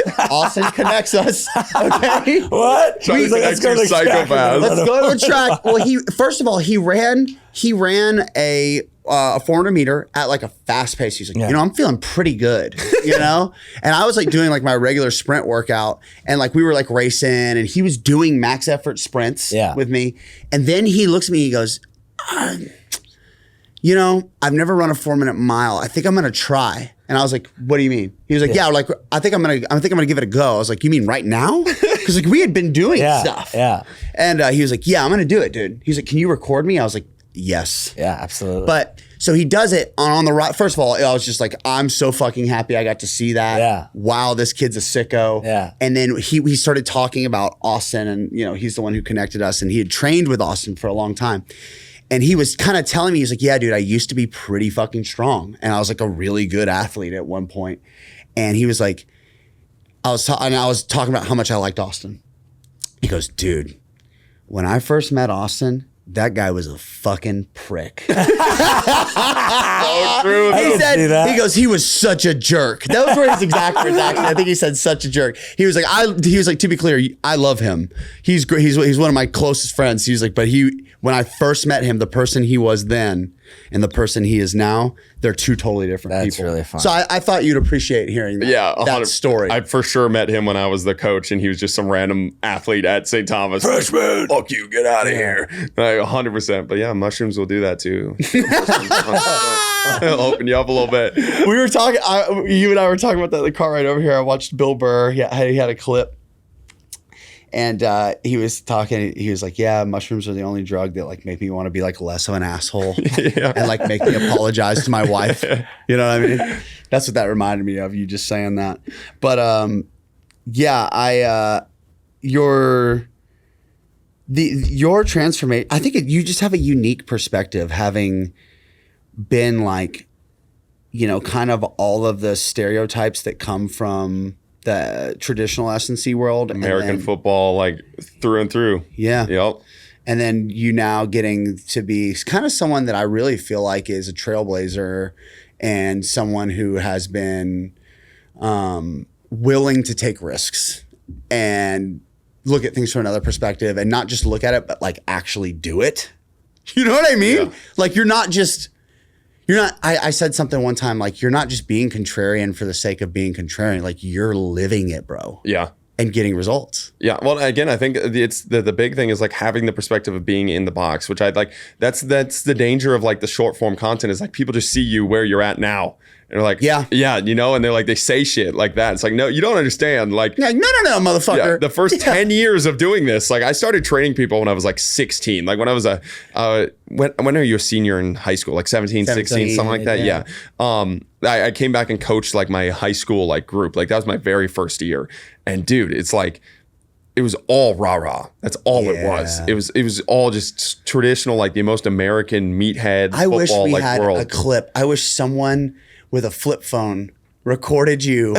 You know what I mean? Dude, so bad. Like we would do our warm-ups from now to then. Like we were doing winning warm-ups for the longest time. Which again, not no shame on those, but it's like that's what I thought was going to be peak athleticism. If we can get these guys tricep push down 4 sets of 25 with band pull-up bars 4 sets of 25, they're going to be the biggest monsters on the field. Yes. And I was like, looking back on some of the old programs I've had, like I have a journal with all like my old stuff in there and like like printed off sheets, you know, like where you print them off and put them up. Yeah, dude. I was like, oh, gross, bro. But it's like what I look at as gross now would be thoroughly accepted in the strength conditioning field. Boyle would be my best friend. Like he would be my absolute best friend if I posted one of those workouts. Like, yeah, that is the way to do it. And it's like, man, it's like you said, it's not just to like push out those ideas to push them out. It's because I lived them, breathed them, and they didn't work. I don't believe them anymore, because I tried them and actually like squeezed the juice out of those. And again, it's not to say there's no benefit to them. Right. It's just like keep what's useful, discard what's not. Like I just think a lot of coaches struggle to do that and struggle to like look for something else. I'm reading the book, The Sovereign Individual right now, and they were talking about how when the printing press was invented, how it basically destroyed the church's monopoly on information. And like the church was basically able to say whatever the fuck they wanted, and like had a monopoly on all of these businesses because of it. And as soon as the printing press came out, the cost of putting out information has gone way down. So now everybody that actually has a good idea can get that good idea out there. Mm-hmm. And now we are in the age of like the cost of information to get your information and your voice out there is zero. It's social media. Like it's literally, you don't need a printing press, you need a phone. Everybody has a phone. So the cost of information is so much less. So all these old head strength coaches fucking despise that in the same way the church despised it when like all of these new religions and new ideas were popping up, or not even new religions, but just poking holes into like, hey, we have all this doctrine here, like the actual core of the church here. And you guys are branching that off into like fucking making millions of dollars and making us give up our land to you because like, wait a minute, like that's not true. But like you think about it, I like distilled this. This was a really high thought at one point, but you distilled it down into like Boyle. When he came in, the cost of information was still super high because it was like T-Nation. It was like website articles where you only had one source. You only had the Bible. You only had T-Nation. You only had these select few sources of information because the cost of the printing press was so high. The cost of getting your information out there was so high. Now that cost is super low. So anybody with a good idea can get that out there. And there's positives and negatives to that. Sure. But now you see the church, the tyrants of the field despise it. And I was like, why do they hate that so much? I'm like, oh, it's the same thing. They're losing the power that they once had because the cost of information to get your information out there was super high at one point, and now it's not. And now you can get that information out there. And I think it's as negative social media can be, I do think it is a positive in like pushing back on these ideas and not just having to accept whatever the people that can afford or work their way up in a way to get that information out there is like, rather than just swearing by that information. Now there's all of these ideas, and now the struggle is putting those ideas into your own philosophy, which I think people that's where the paralysis by analysis comes in, because now there's so much information. Now the process is funneling that information into something that matters. But I think the tyrants hate it because there is so much pushback on their ideas that there never was before when they started. People just take them at face value. Yeah, and you had to, because there was again, it was literally the only book printed was the Bible, right? Like the only thing out there, the only people that could read were the people in the church. The only people that can put out information, the only people that had access to put out information were people on these big sites. And also the repercussions for pushback were amplified. Massive. If you couldn't get on one of those sites because you pissed somebody off. So like that's the thing you have to think about too with this content creation now. It's like everybody was agreeing, not because they came to these same choices by like, they wasn't like person was in Africa, a person was in America, they came to these same ideas and then they connected online. It was like, if I don't agree in at least some sense, if I'm not at least somewhat socially acceptable, they will not post my article. Yeah. Now it's like, if you can completely disagree with somebody and still post it and there's no consequence other than that person won't hire you. But again, if you're worried about your ideas not allowing you, if you actually believe in them, if you're worried about those ideas not allowing you to be hired, that's not a person you want to have hire you anyways. And that's why you see like so many coaches, like they struggle to like voice, like the amount of DMs, I'm sure you guys get this too, where you guys say something that's maybe not totally accepted in strength and conditioning. And they're like, yeah, dude, like I've been trying to tell my boss this the whole time, but like, if I say something, like he'll fire me. Like, dude, that is not the spot you need to be in. Man. Like, that is not where you want to be at all. The Coachemup podcast has partnered with Eleiko. Let's go. Not only is Eleiko found in 85% of Power 5 schools, but they also offer at-home solutions from racks, flooring, rigs, barbells, bumper plates, your favorite accessories like straps and weightlifting belts, you name it, Eleiko's got you covered. Go to eleiko.com/coachemup and get access to the same equipment that they're using in the best facilities with the best athletes on the planet. The Coachemup podcast is sponsored by Squat Wedgies. Tim, what are squat wedgies? Squat wedgies are an adjustable squat wedge, 7, 13, and 20 degrees. It's big enough to elevate your whole foot and not just your heel. Because it's rubber, it doesn't slide on surfaces. It's 22 pounds, so it's durable and stable enough for even your biggest athletes. There's a 90-day risk-free trial. The shipping is free, and get 15% off squat wedgies with our discount code CoachEmUp15. CoachEmUp15 for 15% off of the best squat wedge on the planet. You mentioned something. It's like you feel, and I agree with you that most coaches struggle to break outside of the box or the rigidity of what they've always known or what's been accepted as at face value as like what training is and isn't and how it should or shouldn't look. So to use your term, what are some places trainers and coaches can start to escape the tyranny? What are some ways to start to filter in things that can begin to give their athletes and their training a new way of operating or a new way of looking at things? Yeah, I mean, I would drink the Kool-Aid. I know Will's not a huge fan of like drinking Kool-Aid of shit programs and stuff like that, but like I think if you actually truly believe in something or you think it has some merit, right? Like go run that. I've ran ATG's program. Like that's how I developed that. I'm like, oh, this is bullshit. Like this is total bullshit running this program. I committed to running a Seedman program for 12 months. 12 weeks. Whoa, you went full seed for a year? 3 months. 3 months of training. That's a long ass time. Yes, dude. And it was like the workouts we did. I'm like, what the fuck? Like this is crazy. Like we're doing this fucking kettlebell thing, but it's like, once you drink the Kool-Aid, you can really see like, oh, they're not succeeding because of their ideas or this. It's like ATG and Seedman. I don't know if you guys ever run their programs or do anything. Look at how nice their marketing funnel is. Look at how nice their website is. Look how like gamified their training is. Look how long they're able to keep people like, and it's like, this is the good there. And I think a lot of times people just think it's like one thing that is good. It's like, there's a lot of trash. And that's where I think you can have a lot of power to make your own philosophies and your own good is like take the good from everything. Like the website that ATG has unparalleled. Like it's so easy to sign up. It's so beautiful when you go there. The testimony, I'm like, fuck, I'm getting sucked into this bubble. I know it's bullshit. Oh, I need it. I need to buy this thing, It's like, and then you get the actual maybe tip raises will fix it. Yeah, exactly, dude. So it's like, I think that's a powerful thing for coaches that try the things that you either think are bullshit or you believe in and actually go run that, like commit to running it for 12 weeks. And I think a lot of coaches do that too, where they buy an ebook, they buy a thing like, oh, I read it. It's like, okay, you read it. Did you do it? Did you try any of this? Like, what did you do? Well, you see what happened. Well, I ran triphasic. No, you did it. Yeah. No, you did it. You read the book or you read a chapter of the book. First of all, running a full length triphasic program, fuck. You need a lot of time to set some stuff up. Yeah. Done it. Brutal. And not gonna lie, I didn't get a ton of results from me personally. Like, and I love Cal. I think he's a fucking mad scientist, and I think it works in his culture, and I think there's a lot of good stuff. But like, I read triphasic, and I was a instant triphasic believer. Same. I had the same experience. Instant, dude. And I was like, if you didn't know what triphasic was, you are a fucking village idiot. You were a loser, dude. Absolute loser, bro. Moron. Yep. And I implemented that shit, dude. As soon as I read that book, I implemented that shit the next off instant. I did the same thing. And then I ran it for my own program. I'm like, I kind of feel like shit right now. Like, I do not feel good. I'm doing these like hamstring tantrums and like I'm not getting anything. Like, it's weird. Like, I'm like, what is happening here? Like, this isn't what I thought. And I talk to my athletes and I think that's Don't worry. When I super compensate 2 weeks later after this, They're dude, and gonna that's be what I kept telling laughing myself. now. I'm like, I'm gonna be a Just wait. You just wait, boys. dude, I kept telling myself to When all these different phases stack on top of it. Did you know that's why it's called triphase?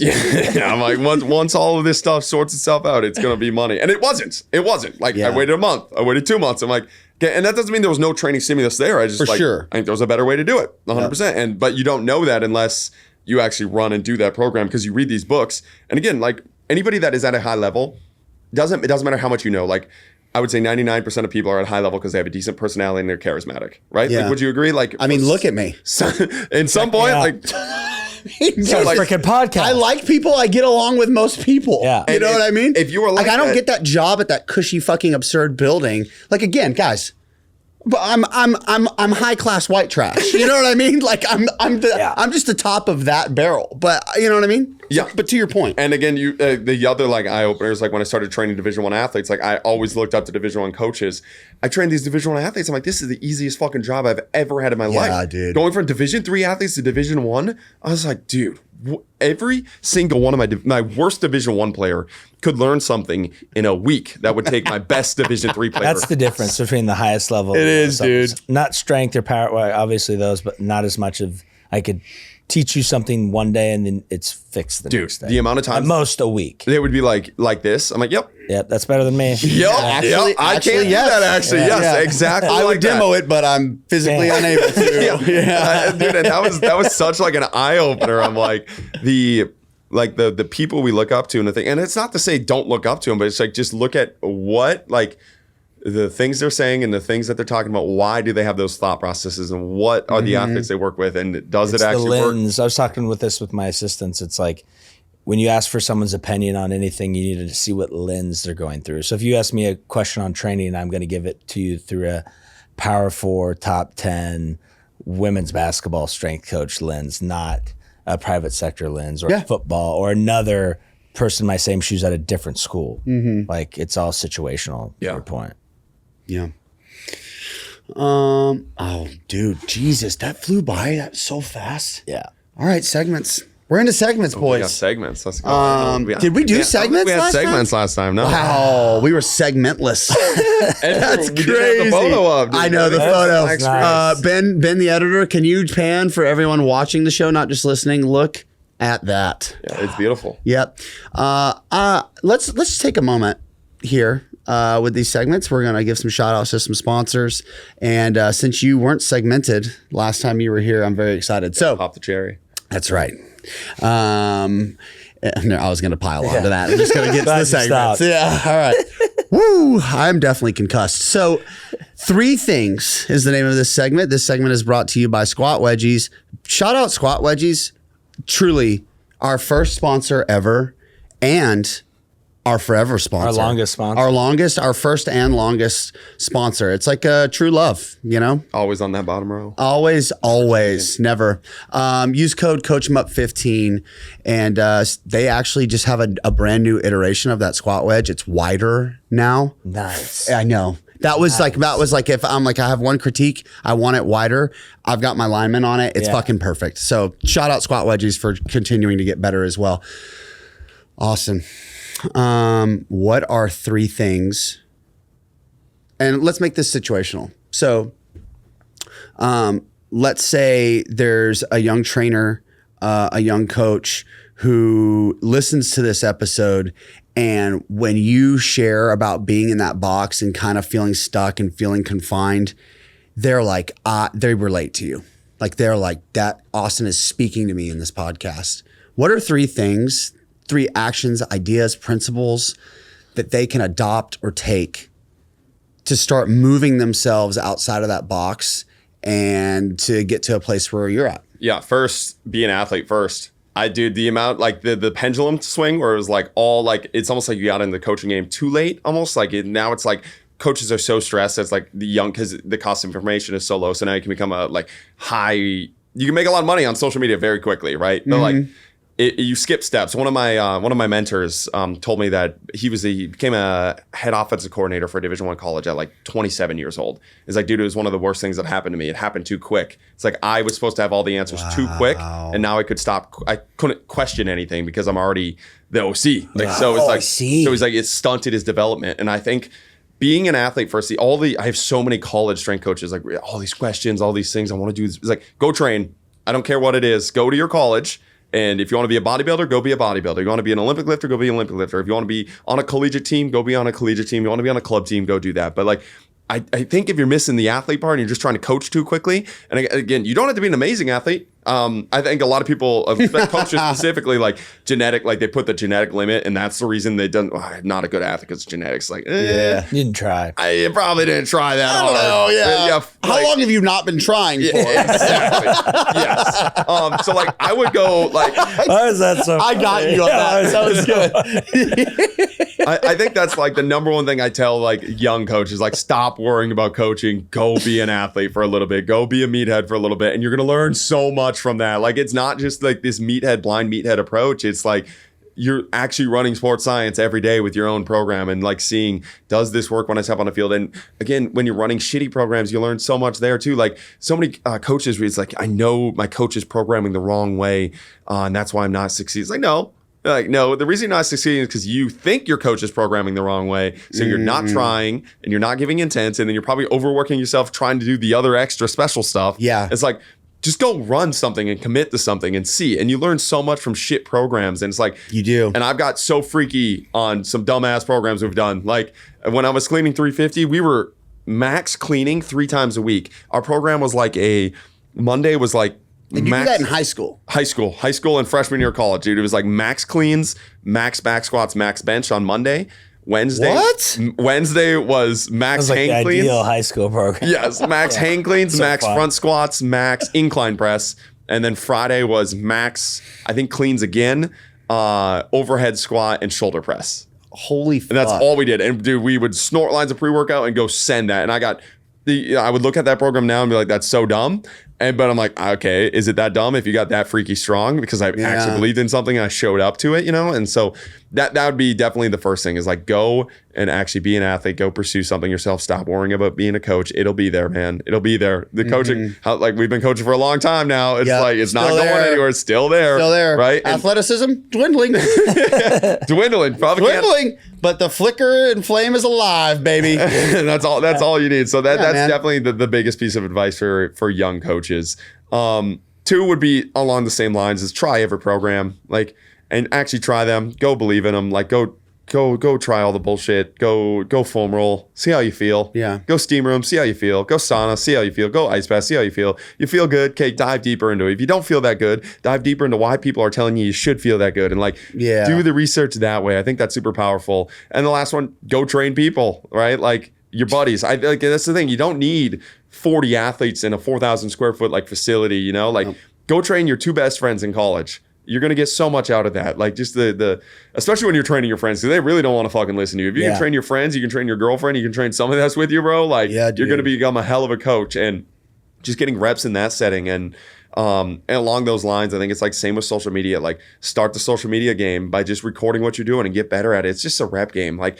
we are so good at the strength conditioning field of like, if you want to get stronger, you just go lift more and you get more reps in. Like it's so common sense, but it's like, you want to become more charismatic. It's the same setting, right? You go practice being more charismatic, right? You go practice being funnier. You go practice being more interesting. You go get your information from different sources. I believe like we are all these avatars on this earth that like level upable like characteristics. It's all this big skill tree. And we understand that in our one field of expertise and then throw it out with everything. It's like, if you want to go be like these people, go develop those skill sets that make you like these people. And I think it's a really powerful self-development journey more than anything. And if you develop yourself as a person, people will follow you. They want to follow leaders, right? Like, and I think a lot of people like they just want to be the leader rather than like becoming it, right? That's very well said. Nietzsche talks about that a lot, and it's very, very true. It's not this like act of becoming. It's just being. Yeah. It's being the person. It's being the coach. It's being somebody worth being coached by. And it's a much better long-term endeavor than trying to like fake it and like make these characters up that like a lot of strength coaches make up. I've had some good mentors along the way in my life, just outside of strength and conditioning, just developing as a human, and some of the wisdom that's been passed on to me when it comes to kind of the same idea that you were talking about. It's like, I don't have self-esteem. It's like, well, you gain self-esteem by doing esteemable acts. Yes. You gain confidence by doing things Earned in the confidence. face Dude. of insecurity. And, you know, The amount of times I've done, I'm a big believer in visualization. I'm a big woo-woo-y guy. I love meditation. I love all the things. But the amount of times I was doing that for my sports because I was anxious when I played and I just want to get the result rather than now just get good and you're not nervous anymore because you don't need to be. You've proved to yourself you can go do it. I'm like, wow, that is such a simpler task. And again, you don't have to throw out all these tools, but it's like, man, we complicate it so much and we talk about all these things. It's like, you got to prove it to yourself. It will not stick if you don't actually prove it to yourself. And you prove it to yourself by like actually working, not just like thinking about working. And again, I don't want to, I still do all these other tools. It's just, I got so lost in that world of things. Sure. And it was never working. It working like some day-to-day stuff. And again, it was powerful for me as a human, but it's like when it got to the actual task, I was bad at the task. I knew subconsciously I was bad at the task. I'm trying to bullshit myself. Like, oh, I visualize myself sacking that quarterback. It's like, I will clean this 315. It's like, Help me just become strong I'm enough to getting actually- under the bar. It's not whiplashing my brain. Yeah. And again, those tools can be a powerful. Sure. Like, 100%. when you're lifting with your buddies and they get you hyped up and they get you to believe in it, it's like, yeah, but it's because you have something else to like back that up with, and then they give you that extra 1%. I think we start with that extra 1% right now, and we're avoiding the 99% that actually gets you to that 1% mattering. 100%. That's why you should just train instead of cold plunge tub. Maybe. I don't know. All right, Zach. Next segment. Tim, who do you use for all your online training needs? It's funny you should ask, Zach. I use Train Heroic. I use Train Heroic all the time. I use Train Heroic in my sleep. I use Train Heroic when I'm training athletes. I use Train Heroic when I'm training myself. I use Train Heroic when I don't even need to. Say Train Heroic 3 times fast. Train Heroic, Train Heroic, Train Heroic. We're going to get rich off these ads, dude. Our next segment Josh, is I'm sorry. That was a from- terrible segment. But shout out Train Heroic. They Next. really are awesome. Yeah. And then our next segment is by Train Heroic. It is. Oh my God. What a Yeah, coincidence. just What slip company? that in. Train Heroic. Yeah, nice. Click the link in the show notes if you want to be dope like us. Yes. Click the link. Click the link. What should we have Austin rant and rave about? Oh, I don't know. Let's just give him an open. Can we say Open rant and rave. open rant and rave? So it doesn't have to be even about training. It can just be kind of anything that's on your heart that you're seeing societally, generally, on social media, in the training space, a rant that you have, something you'd like to see less of. And then, A rave. Something you love. Ooh, something I love. yeah, something you'd like to see more of. Yeah, I mean, it's kind of been my general philosophy for this whole time is like the keep chopping wood philosophy. I know it's a meathead philosophy, but it's like the meathead works, bro. Like the work works. And so many kids are sold on these lies. They're sold on bullshit, and it's like.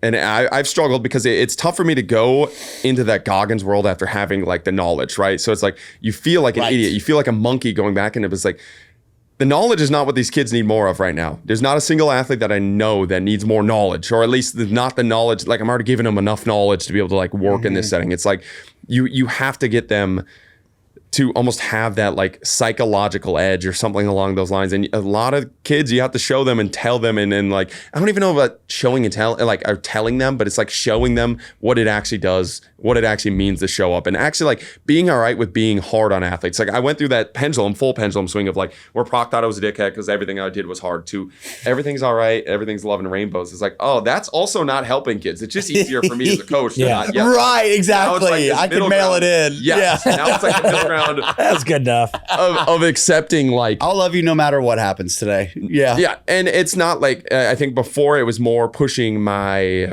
and I think a lot of coaches do this, like pushing past insecurities on the athletes of like, I want you to succeed because I need to succeed because I didn't succeed in what I really wanted to in that type of setting. And now it's like, okay, I solve those insecurities.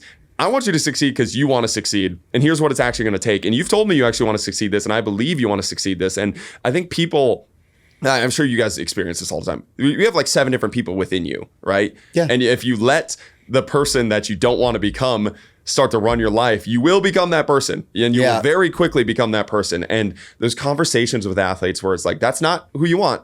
You've laid that out for me. I've seen the person that you want to become within you. Yeah. Hold on to that person. And if I have to yell at you or if I have to like bully you or like, and I think that's one of the best things about the community is like, I don't even have to do much of that. Like the community does it themselves. Like within, like they all realize, oh, you're being the person you don't want to become. And you have to beat that out of you. And I think going back to that, like meathead thing is shamed in the strength conditioning field in some sense. And I don't know if it really should be nowadays with where the pendulum is swinging to. And I think a lot of kids just need to be told you are soft, you are weak, you need to get better.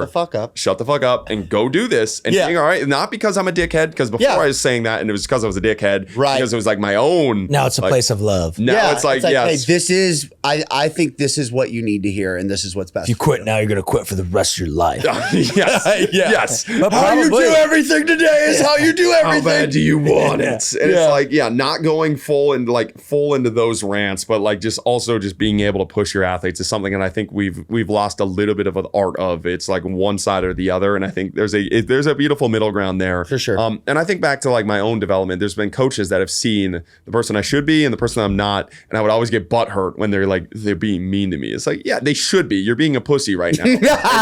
And like especially when you're working with really high level athletes, nobody tells them that, right? Right. Everybody's scared of them and they're succeeding in all these like big aspects, but now you want to make them almost a small fish in this big pond so they can become the big fish in the big pond. And I think we've lost the art of that a little bit. I couldn't agree more. I want to kiss you. I'm so happy.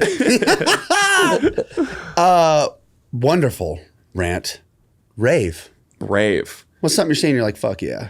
You know what? Hell yeah. Yeah, maybe just outside of like strength conditioning a little bit, just the for me personally, the acceptance of music being a church for me. That's a little like you said rave. Like, oh, that triggered like the rave thought processes. But we were also talking about like addicts, right? Yeah. And dude, this can be a wild rant, but wild rave. Yeah, wild rave here. Yes. Yeah. As they are.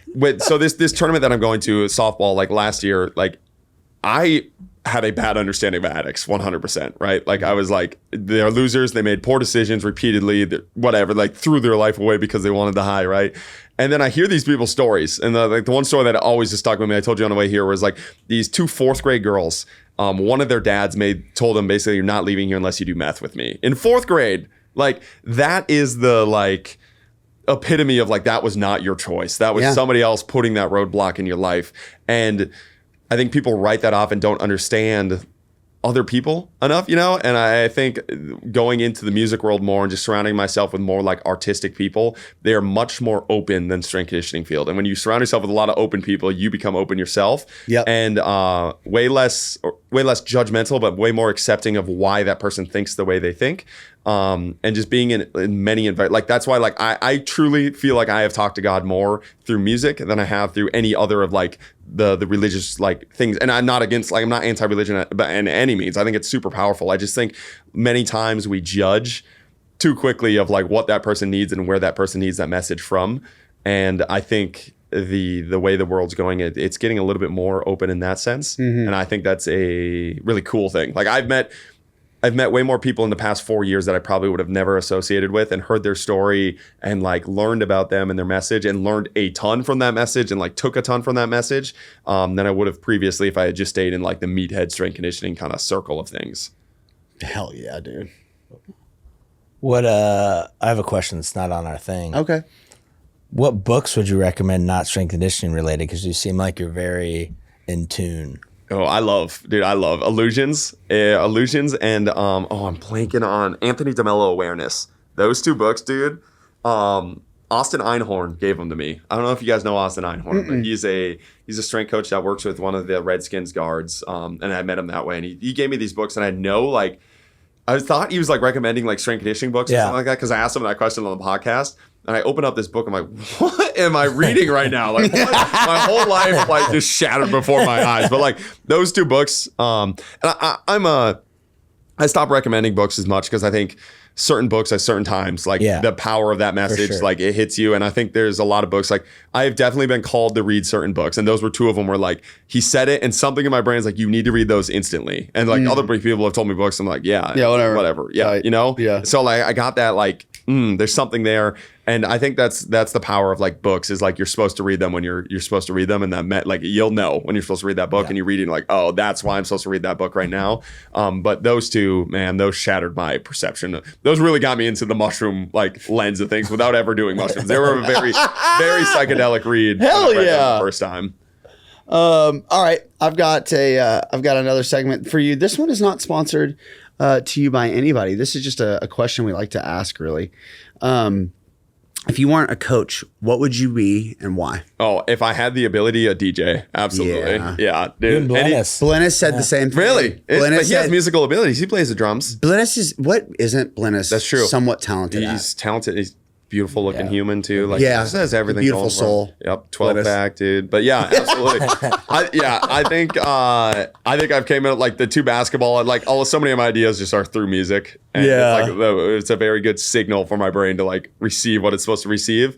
And if I had that ability to create that, I think it's the same as like strength conditioning. Like I try to look at strength conditioning and the movement practice that you have, as woo-woo as that is, like it's an art piece, and like athletes want to show up and paint and like be a part of that art piece. And I think there's a little bit more of the feminine side. I get it's like again a woo-woo-wee. It's like part of me, like the meathead in me, like hates that side of it. But it's also like I really enjoy the painting of like a session and what it looks like and the flow of things, and just looking at it through that musical lens rather than the straight meathead lens. And again, I think you can definitely go full movement yogi, like where you're just sitting there crawling and doing like you always see those functional guys. That gorilla. They're 110 pounds and walk right, exactly. Yes, so weak. Yeah. So, but I think if you have what most people listening to this podcast have, which is a massive meathead background, the more you can just shout out meatheads, baby. Step out of that meathead background and get like some open perspective. Yeah. The better my sessions are personally. Yeah.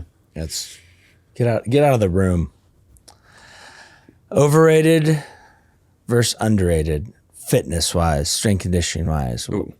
Overrated right now. All of the like arguments about like I think the unilateral lift argument, the Boyle's unilateral lift argument is one of the dumbest arguments I've ever heard. Like, I mean, it doesn't work. When I was running triphasic and strictly, we never squatted. My back had never felt worse. Like, and it wasn't triphasic's fault. It was like all the single leg loading and like how heavy you can go on that stuff. And like the argument, your SI joint can only take so much. We talk about the compressive aspects of a bilateral squat, but when it comes to a 600-pound unilateral squat, it's not there anymore. It doesn't affect the spine. Like, different. Yeah, it's actually gone because you're on one leg. Because now you're on one leg and now you're good. It's like, dude, you've never actually worked with somebody with back pain. I can tell because like most people like putting back pain. When you put that unilateral load, it loads up those like the QLs, and they feel like a little worse. I'm not saying avoid unilateral. I'm just saying like that's your thought process for back pain. Like that's a poor argument, and it falls apart real quick when you actually work with athletes. And like I herniated my disc when I was 15, and again, like unilateral lifts is one of the things that like actually flares it up quite a bit when I go really, really heavy on them. And it's not, again, I'm not demonizing unilateral lifts. It's the thought process and the philosophies that it's wrapped up around. Right, that somehow they're superior and they should. They're somehow superior, and it's like, man, that's just, it's not true. It's not true, and it's not true with almost every athlete I've worked with. And if it is true for an athlete I work with, I'll use them. 100%. Yes, that's amazing. What we'll do. Yes, but the, like just blanket statements say squats are bad, but unilateral lifts where you're loading up with the same amount of weight is not. Like that's a silly argument, and you're losing. Like you're that's the thing. Like when I realize coaches are so stuck in their philosophies is when they start arguing with themselves. Like they say one thing that does, like if you had taken that same exact argument they have there and apply it to their other principle, you're just completely fall apart. Yeah, you know what I mean? Like, it's different. It's different when it's this. It's like no, it's not. Then you just argue for this one point, and I think a lot of coaches like once you swear by one piece of Kool-Aid, it's really hard to continue to make content around that one piece without fighting yourself in a circle. So as soon as I see coaches start to argue themselves, I'm like, oh, you're stuck. You trapped yourself. Yeah, and that's the worst feeling as a coach. It's like when you trap yourself like that. Nothing I think a lot like of coaches being in your own prison, huh? Yes. Yeah. Underrated. What we got? I'm gonna go Oli lifts right now. Hell yeah. Bringing them back, dude. Like bring back Oli lifts. Make Oli lifts great again. My spine has never felt better. My like pulling stuff off the ground has never felt better. My traps have doubled in size from doing them. You look great. I can get in and out of the weight room like and feel like I accomplished a lot by just like pursuing these things. And again, they give me a reason to do the other accessories. You're also going to get quite a calcification. And my forehead has never, like, dude, forehead's never been. My head was missing the CTE from the football, and I brought that back. Bring it back. So, That's important. It brings me back. I just got my own head trauma today. From you Olympic and I are going to be in some pain tomorrow. Yeah, for sure. But yeah, the Oli lifts for sure. Those are, I've been bringing them back. I don't know if it's like, I don't know if that's technically underrated now, but for me, for sure, yeah. Last segment. All right, lucky. All right, Lucky. it is. I am lucky. Okay, this last segment is brought to you by Eleiko, and honestly, still can't believe that they sponsor this podcast. I really, how magnificent is that? So tight. Shout out Magnus. Shout out Eleiko. There's no code, but if you go to the link in the show notes and you click on it, or you go to eleiko.com/coachemup, you will get 10% off most things, not everything, but most things. And you'll support the show, and you'll support Eleiko, and they just do good stuff. Just please do it. Do it, please, for the love of God. This segment is called Unsolicited Solicited Advice. So you're here for a softball tournament, and tomorrow night, I believe, there's a home run derby. Oh, yeah. Let's say you're fourth at bat. Okay. And the first two, they do like dog shit. Third's about to go up. And you feel possessed, overwhelmed, convicted to share this piece of unsolicited, now solicited advice. What piece of advice are you going to share with this batter? And it can be about anything. It can have nothing to do with the task at hand. It can be about life. It can be about training. What is the piece of advice going to be? See ball, hit ball. Fuck yeah, dude. Simple game. And the same, when we were working with Dylan, he was like, this is your last set you think on. He's like, just go. He's like, none of the shit I told you is going to matter right now. Like, it's like your max. And it's the same. Like, when you get to the thing, like, man, shut your brain off and just go do what you're programmed to go do. And I think, that's why I love softball. Such a microcosm of life. It's like you make all these fucking excuses. You make all of these like reasons why it's not working. You come up with all these philosophies and these techniques and these things you need to do. It's like if you see the ball and you hit the ball and you've done that enough, you're gonna see the ball. You're gonna hit the ball. And good things are gonna happen. I think that's a very good lesson for life. See ball, hit ball, and good things are gonna happen. Fuck yeah, dude. I love it. Great answer. I love it. Okay, so, Austin, where can people find you, consume your content, and train with or like you? Yeah, this is Austin Jochum on everything. Okay. Pretty simple. If you like it, like it. If you don't, that's okay too. You'll like it. You'll love it. Everyone, thank you for listening, watching. If you haven't, subscribe. It helps us so much. And I'd like to remind everyone to keep chopping wood. Hell yeah. Let's go. Top wood. Later, y'all.